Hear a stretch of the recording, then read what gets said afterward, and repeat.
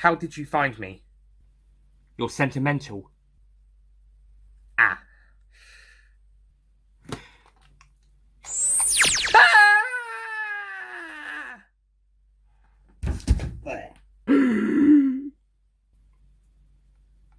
Do I have to spell it out for you? Yes. Well, tough.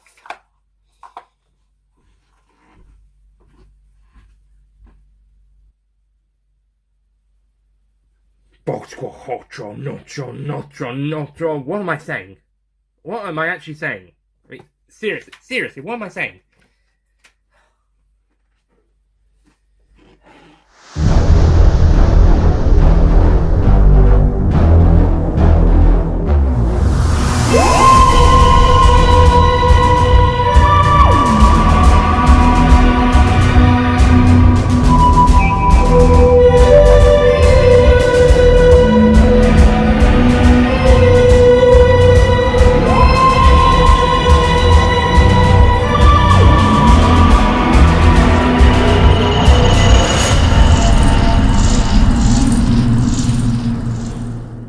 Hello ladies and gentlemen, Nick here and welcome to my review of Doctor Who Series 12, Episode 5, Fugitive of the Judoon. This episode is packed with stuff and actually I think it manages to succeed everything it needs to do in its 15-minute runtime.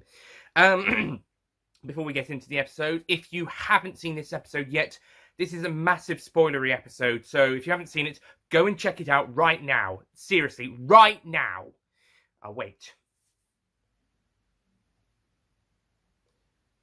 Right, let's get started.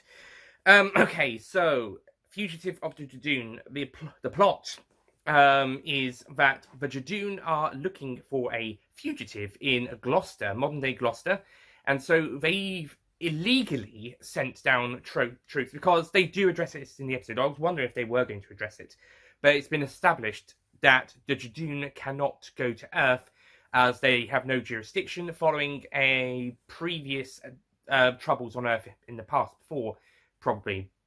The only time they've technically been allowed to go to Earth is in Prisoner of the Judoon, the Sarah Jane Adventures story from Series 3, where they crash-landed. So they probably got permission for the additional Judoon to come down and help and get Androvax off Earth before any more trouble could be performed. However, in Fugitive of the Judoon, they've been hired to hunt down a fugitive on Earth, and they are illegally going down to Earth as far as the Doctor is concerned. So they're hunting this fugitive. At first, we think it's this character called Lee, who's married to this character called Ruth. And that's what it appears to be to start with, especially when a supporting character gives the Judoon a case file we've been building up about Lee. Imagine if Lee actually was an innocent human being. That would be a massive screw up. But thankfully for the Judoon, he's not the fugitive, but he's in league with the fugitive. Well, sort of. More of the protector, really. And when the Doctor and company hear about the Judoon's attempt to Judoon going to Earth, they go down to try and sort things out before any more people can get hurt, because people do get killed. The Judoon feel it necessary to put Gloucester in a big boundary, like the Silurian one in The Hungry Earth Cold Blood. Except unlike that one, this one can kill people if they try to leave the perimeter. For some reason, yeah, the Judoon, I get it. You're trying to find your fugitive, but there are innocent civilians, especially people you're not even supposed to go near on this planet because you're banned from this planet. So killing them, apart from execution, is a massive no-no. So why is this force field killing people? So I see why the Doctor would get really annoyed about this. Also have to mention that the Judoons have got slightly updated weapons and gadgetry. They look a bit different to what they used to. For instance, the old torch and pen thing from Smith and Jones is now been replaced, and the communicator device has kind of been merged into one device, which scans people and puts a stamp with the X on them when they've been catalogued. And the guns look slightly different. Some of them have big guns, and then you've got the small ones based on the originals as well. The laser effects are a bit different this time. They're faster and more explosive rather than the ones we've seen in the past. Maybe this is to tone down on the violence due to lots of Doctor Who episodes in recent times being rated 12, especially Series 11. However, it could also be a way to say this episode's got to get a 12 rating anyway, so we might as well just have it this violent and it'll get a 12 rating anyway, even if we're trying to tone it down. But yeah, different visual effects. Also have to mention the Judoon has a mohawk for some reason, the Judoon captain. Yeah, I wasn't really a big fan of this change with the Judoon last year. Maybe if it was to signify this is the captain, and then other Judoon, when they take off their helmet, are revealed to just be the plain normal rhinos, that would make a lot of sense. You can tell which one's the captain now if more than one of them are taking off their helmets. But I think only one of them does take off the helmet, and that is the captain. But I can let that slide. Now, of course, it's been, I don't know how long, but about since March, I think they were filming. March, April, May, June. It's been nearly a year since they've taken the picture, so I'm not really worried about it anymore. It's just a bit strange that they added it. But anyway, turns out the fugitive is actually this woman called Ruth, who believes she's a normal human being, but turns out she's not, and she's hidden her memories of what she used to be like underneath. So she has to try and work out her memories, and the Doctor has to try and help her.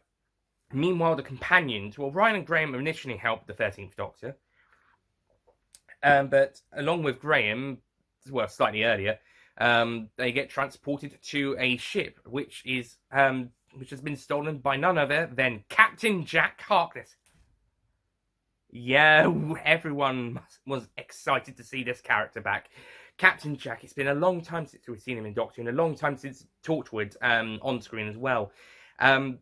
Although technically in canon, Torchwood does continue with Big Finish. Whether this character is following on from the Big Finish's Torchwood Series 6, God Amongst Us, or if it's further into the future, which my friend Matt theorised in a Universal's call after the episode. He theorised this could be Jack further into the future, which makes a lot of sense because Jack does live for millions of years, billions even. He's possibly the face of Bo, as hinted at the end of The Last of the Time Lords. In which case he dies in the year 5,053,000,053, see Gridlock, if he becomes the face of Bo. So this could be easily Captain Jack from further into the future at some point. But then it could be easily Captain Jack doing something between Torchwood Series 6 and 7 at Big Finish. Maybe this is what he's doing in his spare time whilst on the run. It's most likely him from the future. But anyway, he's here to steal a ship and to give the Doctor a warning about the lone Cyberman. And he gets the companions to take this message back to the Doctor. And this is basically all that these four characters do for most of this episode, as well as having a couple of funny one-liners and having some great interactions with each other. Jack's reaction when he learns the Doctor's a woman, yeah, that's really great. He is so happy about that. Also, a nice return of the nanogenes at one point, although they apparently seem to be teleporting him, kidnapping him. Yeah, nice return of the nanogenes, though. Haven't seen those for 15 years. Albeit doing something a little bit different to what they did in Empty Child Doctor Dances. They don't seem to be healing him this episode. They seem to be transporting him somehow. And we don't even know whose ship he's stolen or who's attacking him. Could it be the Cybermen? Who knows? We might see Captain Jack again in the finale. We definitely will be seeing the Cybermen in the finale. But yeah, that's more series arc to be added on, and it's only the first half of which in this episode, because when the Doctor and Ruth go out to find her memories, some really nice bits with the Doctor and Ruth in the car talking and them looking around Ruth's former lighthouse home, with the Doctor eventually discovering a TARDIS in her back garden, and not just any TARDIS, one of her TARDISes. And it turns out Ruth is actually, when she breaks this glass thing she's been told to remember by Lee in a text, she remembers who she is and reveals that she is the Doctor. Wait, what? What? How? Hold on a second. How? Is this a future incarnation? Well, it turns out we don't actually know. She claims to be from the 13th Doctor's past because she doesn't recognise 13, but 13 doesn't recognise her. So what's going on here? Well, I'll come back to theories later, but let's wrap up talking about the episode first. Well, turns out that this character called Gat, on behalf of the Time Lords, wants the Doctor, Ruth, or the Joe Martin Doctor. And they've hired the Judoon to try and find her. However, the Doctor sabotages the gun she had. The Ruth Doctor sabotages a gun she confiscated, and Gat takes it off her, and she kills herself, basically.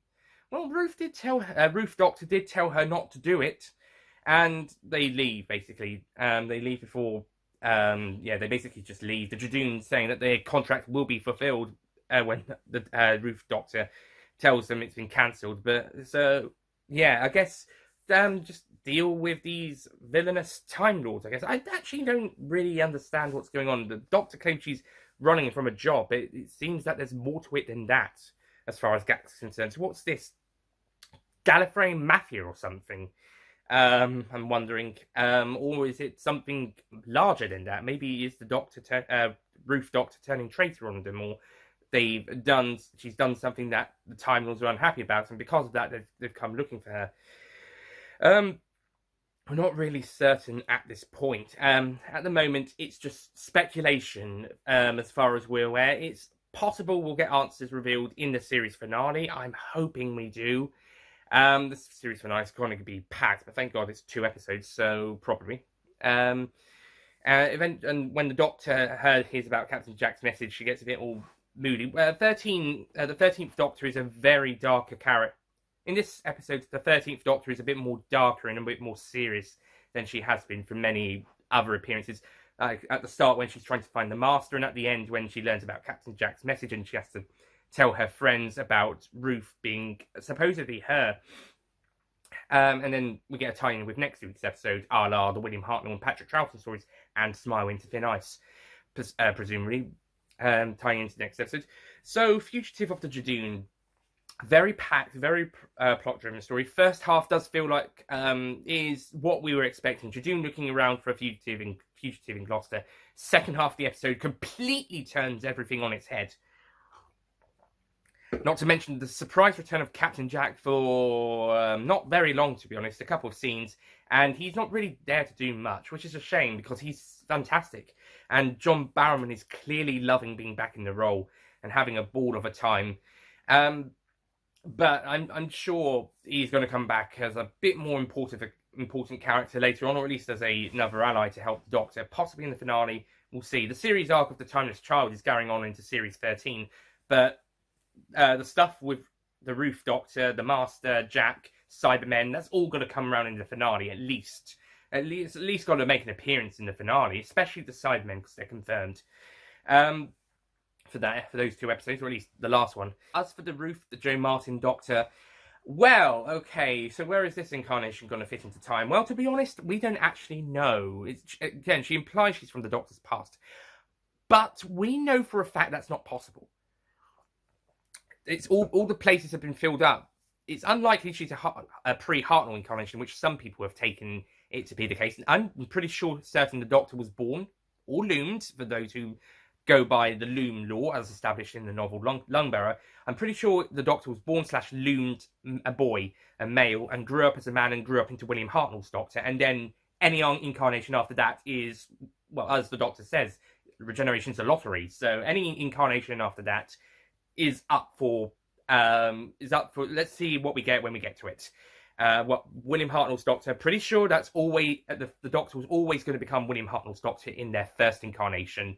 Other incarnations, we'll see when we get to those, and when we got to those, we got the Doctors we know played those: Patrick Troughton, John Pertwee, etc. So where does Joe Martin fit in? My main theory is that she's an alternative universe Doctor. Think Scream the Shulker, Curse the Fatal Death, Big Finish Unbound Doctors, something like that. An alternative universe Doctor. Hey, we've got lots of fan Doctors out there. They've got separate universes to each other as well as the main series. Could be another universe with the Doctor. So it's theoretically possible she's from another universe, and somehow she and the Gallifreyans from her dimension universe have gotten into this one. Maybe after the Master destroyed this universe's Gallifrey for the second time, this time properly, apart from, the planet's still there, but it's in ruins. But what if the alternative universe has come in thanks to that? What if there's been somehow the Master attacking and almost destroying Gallifrey has caused another Gallifrey to come into existence? Maybe time's not happy that this keeps happening, so it's maybe it needs a Gallifrey to exist, so it's bringing in another one, and it's causing itself a bit of problems with time. Maybe this timeless child thing is a bit more serious than we initially thought, and a bit more active. So that's a theory. That's a theory, or they've somehow just crossed dimensions and they've teamed up with the Judoon. Heck, these might even be Judoon from that universe who have mohawks and don't care about Earth being off limits to them. Possibly, we don't know just yet. If Martin is, however, an incarnation set before Whittaker, where can we place her? Excluding before Hartnell, because I don't think she's before Hartnell. Well, two possibilities. Firstly, there's the whole season 6B theory out there, so she could be an incarnation between Charlton and Pertwee, or a halfway incarnation like in the fan film Devious, although I think they did that a bit better. The other possibility is between John Hurt and Christopher Eccleston. Maybe the regeneration from Hurt to Eccleston went wrong, and they became Martin for a bit, and then she went back in time to a past Gallifrey, did some stuff with them, got problems. The events of this episode, she community launches her and lives on Earth for about 20 or so years, then gets her memories back, deals with the Gallifreyans, and then goes off, and then at some point becomes Christopher Eccleston and forgets she was ever Joy Martin, and forgets that she saved Gallifrey, and just remembers being the War Doctor, and Series 1 then happens. Oh my god, theorising is complicated. In any case, if the Martin Doctor is a past incarnation that we've never seen before, this then says that the David Tennant regeneration in Storm of Jenny's End doesn't actually count, because otherwise the second David Tennant incarnation would be the last Doctor. So we can undo what the Doctor said about that counting as an official regeneration, and instead go back to how it was originally intended by Russell T Davies as not an actual regeneration, but more of just a way for the Doctor to continue as in his 10th body, or 11th or 12th now. To time the Doctor's explanation about that could be a lie, or put as a lie. So 11's trying to ignore forgotten about this other incarnation, so he's just presuming, my predecessor regenerated into himself, so I guess that counts. Especially as 11 uses a bit of regeneration energy to fix up River Song in Angel State Manhattan. It makes sense for with the Tessa Lester regenerating in Impossible Astronauts and Wedding River Song, because that's for effect, a la Live the Land. But yeah, Wedding of River Song, he uses some regeneration energy. Yeah, Moffat liked to have the 11th and 12th Doctors use a lot of regeneration energy, just because, didn't he? No wonder the regeneration stories were lackluster, especially 12's. But anyway, so that's the possibility. The other one is that she is a future incarnation, and she's forgotten about being Jodie Whittaker, just like how the possibility of being a past Doctor has made, and Whittaker's forgotten about her. One or the other. She's not from another universe, then she's either a past Doctor that Whittaker's forgotten about, or she's a future Doctor and forgotten about being Whittaker. Or maybe the fourth option is she's another Time Lord who thinks or is pretending to be the Doctor, although Chris Chibnall seems to have confirmed she is the Doctor. So it's going to get complicated. We've got 5 more weeks of this series, so I'm pretty sure they're going to reveal it by the end of episode 10. They're going to sort this out, otherwise we're going to be left hanging for another year, just like with the Timeless Child story arc. But this time, this one feels like it's definitely more centered to Series 12. We've got to wrap this story up by the end of the series, even if the Timeless Child stuff is going to continue. There is the theory that Ruth could be, the Ruth Doctor could be the Timeless Child, which would make a lot of sense. At the moment, I really don't know. I'm just theorising at the moment. Most likely is the alternative universe option, which, to be honest, I would like it to be that one, because that would then allow Doctors from other universes and other timelines to interact with the main series Doctors. So maybe the 2 Richard E. Grant Doctors from Curse, Fatal Death and Scream the Shout could pop in, and maybe the Doctor would then go, wait a minute, you look like the Great Intelligence, Dr. Simeon, who the Great Intelligence took over. You're not them, are you? Oh, wait, you're me? Two different versions of me from different times, but look very much the same. That would actually be very fun to watch, to be honest. Okay, I better wrap this review up, because it's going on quite a while. Okay, so pros and cons. Cons first. Companions really don't get much to do, especially Graham, and even Jack doesn't get huge much to do, and they're mainly there to set up the series finale's plot, although it is still great to watch them. There is a bit of Khan using some PC knowledge, but that's mostly to agree with the Doctor on one point. That may or may not be true. But some good stuff from Ryan and Yaz at points. And of course, Graham's always fun to watch in scenes, especially when Jack kisses him. Oh, that was great. But yeah, those characters don't get an awful lot to do, sadly, which is a shame because Captain Jack's back and he's being awesome, but he's not getting much to do apart from set up the finale. And like I said, the whole thing with Rufus the Doctor, I am a bit worried about this. I'm hoping it's going to be another dimension, or they're going to be able to explain her appearance, well. Like I said, the incarnation between John Hurt, Christopher Eccleston, and saying the David Tennant aborted regeneration doesn't actually count as a proper regeneration. And so Smith still is the final incarnation of the original first lot of 13 lives. Or a future Doctor who just can't remember 13. And for one reason, if she's a past Doctor, there must be a reason why 13 can't recognise her. And if she's a future Doctor, there must be a reason why she can't recognise 13. If it's an alternative Doctor, then it makes a lot of sense. But pros, Jo Martin does a great performance as both Ruth and the Ruth Doctor, as I'm going to call her for now. Some people call her the 14th Doctor, which she could be the next Doctor. But then again, we all knew what happened. But then again, we've already done this dance with Jackson Lake in the next Doctor, where we thought, oh, he's going to be the 11th Doctor. Oh no, he wasn't. And then Matt Smith was confirmed a few days later. After the episode was broadcast. We'll see how it goes down. She could be another War Doctor. She could be another Jackson Lake. She could be another Cursed to Fatal Death Schalke Unbound Doctor. We'll see. We'll see. Or maybe she's another curator, like the curator from Day of the Doctor implied he was a future Doctor. That's the Tom Baker cameo, by the way. So, yeah, we'll see. We'll see how it all goes down. But I'm liking Jo Martin as the Doctor, so I'm hoping it gets resolved well. Jodie Whittaker is outstanding in this episode. It's taken her a bit of time to find her feet as the Doctor, but come this half of this series, she's doing fantastically. And the character's also been improving as well, especially in the first two episodes. However, when we get to this episode, we blow everything with the 13th Doctor beforehand out of the water. This episode brings 13 into a new...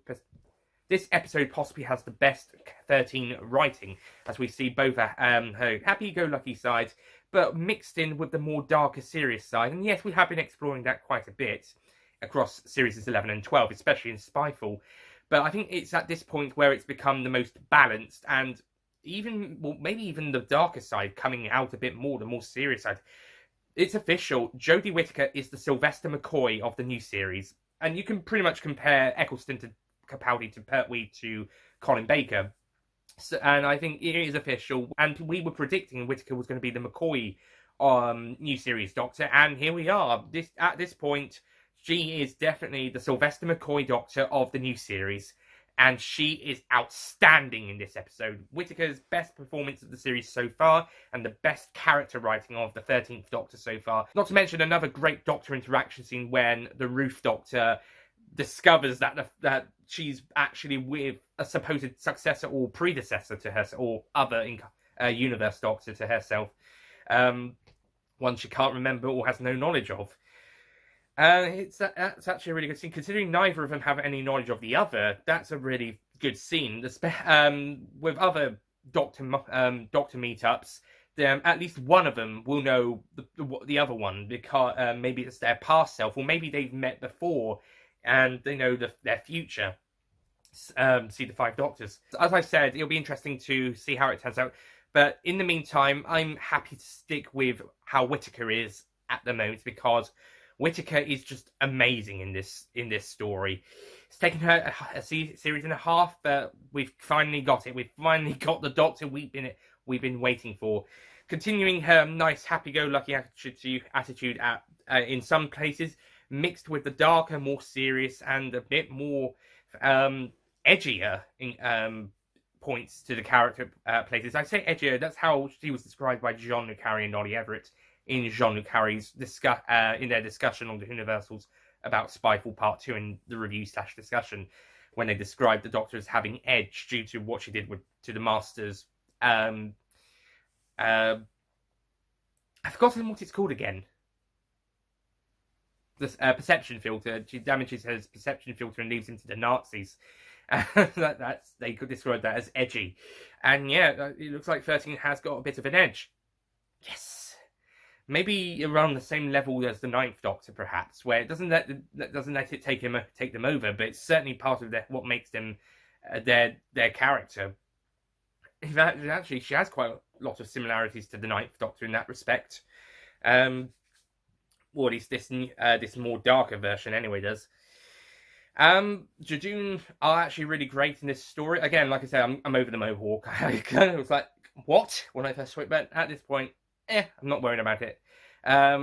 New weapons look pretty interesting, although the new effects, I would have liked them to be a bit closer to the originals, but maybe that's to either avoid having more violence, tone down the violence, or because, hey, we're going to get a 12 rating anyway, might as well leave it as it is. May as well make it a bit more violent, perhaps. Maybe that's what it is. It's a good performance from the supporting characters, although it's mainly Whittaker and Martin's story. I do have to say the character of Gat doesn't get an awful lot of information about her. She's supposedly a Time Lord or working for the Time Lords, but that's about it. She gets killed off by her own stupidity, but may I add, before we actually get some answers. Would you like me to spell it out for you? Yes, please. But never mind, she was pretty good there. Some people were complaining like, oh, you've got a white woman time lady, a black woman time lady, and an Indian woman lady. Where's the white men? Where's the white male Time Lords? I think every other Time Lord story has had at least one white male Time Lord, you guys. Don't complain about nothing. Having 3 time ladies doesn't mean Chibnall doesn't like men. In fact, you've got at least 3 good white men characters in this story. You've got Captain Jack, who's awesome. You've got Lee, who's a really nice guy. Underneath it all, he's a bit mysterious, a bit dark. But in the end, he sacrifices himself to help Ruth get away. And you've also got Graham, who is always fantastic. I even like the cafe guy. I mean, he's not the best character, but he's likable. I mean, the worst thing he does is technically have a file need. It doesn't really trust him, and also assaulted Judoon, which leads him to be executed.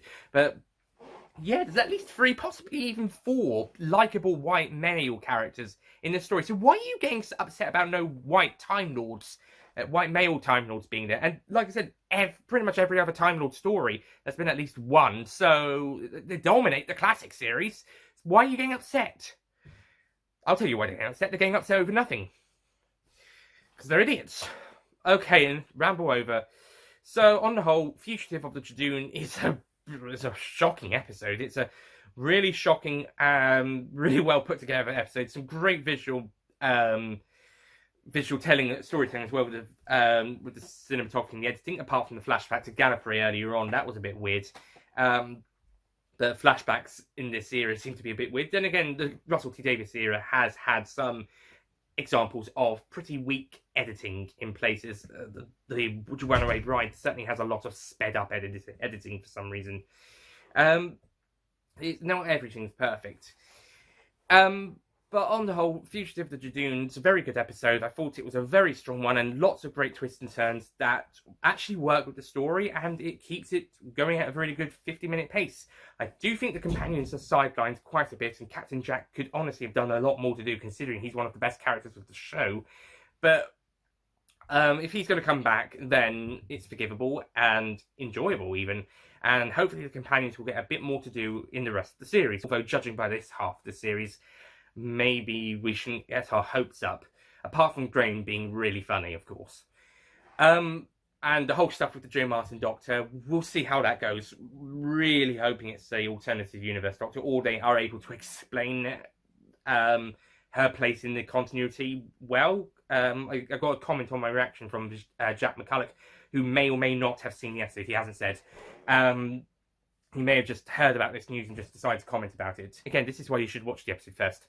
saying, "Oh, they've destroyed continuity canon again." From what he's heard / seen, when I've had to explain, well, we don't know just yet. We honestly don't know, and then went into theory mode. Crikey.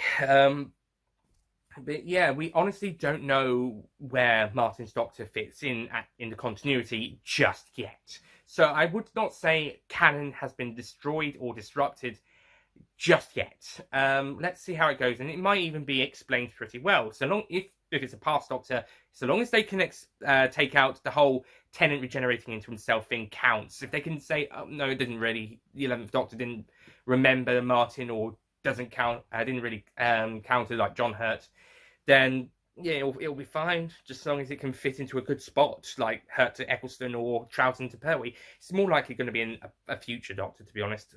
Could she be the next Doctor, perhaps? We've done this trick before. Will it work a second time? And will it actually happen this time? We'll find out, but not right now. At the moment, it's theory only. So a theory and speculation. Anyway, to wrap up the story, I'm going to give Fugitive of the Judoon a 9 out of 10.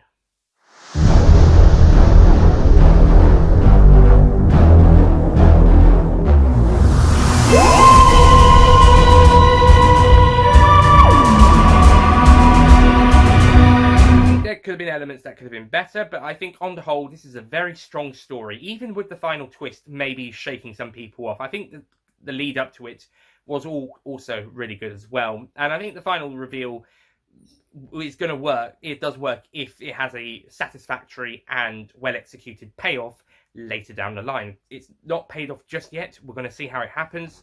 Fingers crossed. So we'll see how it happens. Also, same for Captain Jack coming back. Please do. Because he's just here for no reason, apart from fan service. And we already got a bit of that with the Judoon already. So that's Fugitive of the Judoon. Thank you for watching this review. Sorry if I went on a bit too long. It's 32 minutes, bloody hell. 33 almost. So I'll see you guys next time for Praxis. Goodbye.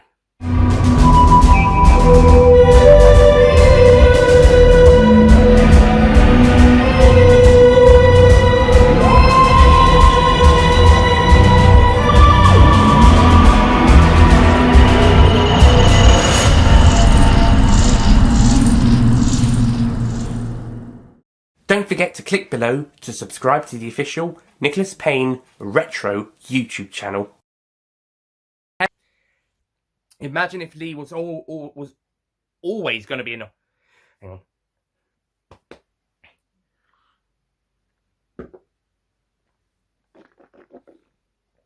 She claims she's from the 13th Doctor's past because 13, the roof,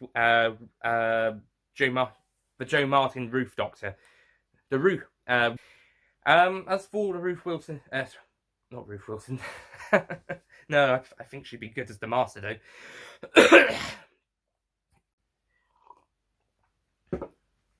And if a past Doctor, then there must be a reason what. And for either reason, there must be a reason why one or the other can't remember the other. So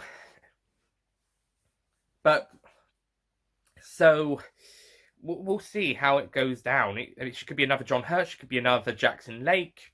Well, who knows? It's Tom Baker again, by the way. So, as predicted, Whittaker is going to become the McCoy of the Doc. And as predicted, Whittaker was going... And not to mention another great Doctor interactions scene when Ruth Wilson... fuck...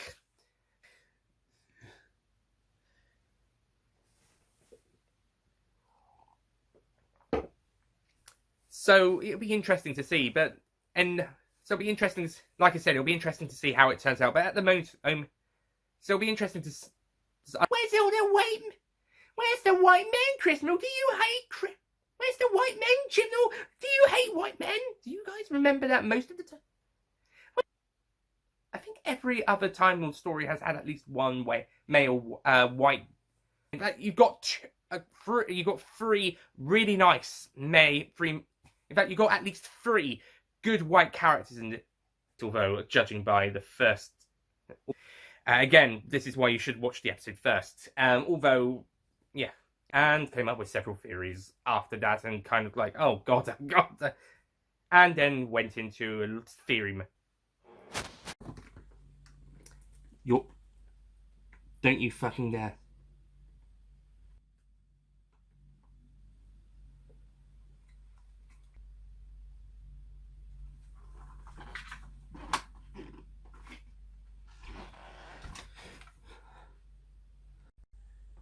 How did you find... How did you find me? How did you find... How did you find me?